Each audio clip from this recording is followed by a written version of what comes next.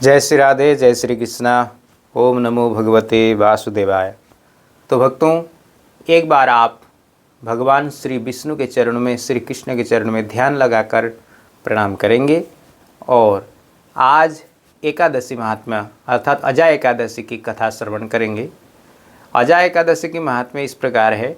भगवान श्री कृष्ण युधिष्ठिर से कहते हैं, एक बार हरिश्चंद्र राजा के जीवन में बहुत बड़ा संकट आ गया। उन्होंने अपने बेटा को बेच दिया, अपनी पत्नी को बेच दिया, और यानी कि अपने आप को भी बेच दिया और चांडाल का दास बन गए।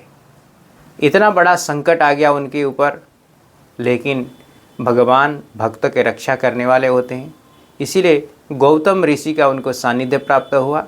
और गौतम ऋषि ने उनको मोक्ष का उपाय बताया कि भाद्रपद मास के कृष्ण पक्ष की एकादशी जो अजा एकादशी है, उसका तुम विधिपूर्वक पालन करोगे और पारण करके भगवान को अर्पण करोगे तो तुम इस पाप से मुक्त हो जाओगे और तुम्हें अकंटक राज्य का प्राप्त होगा।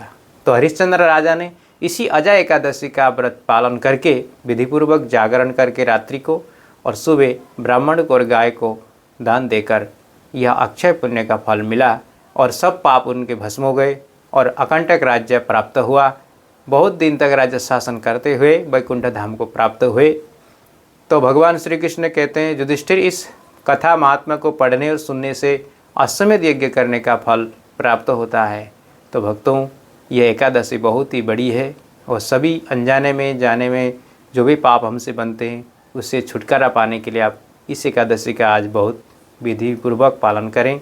राधे राधे, जय श्री कृष्ण।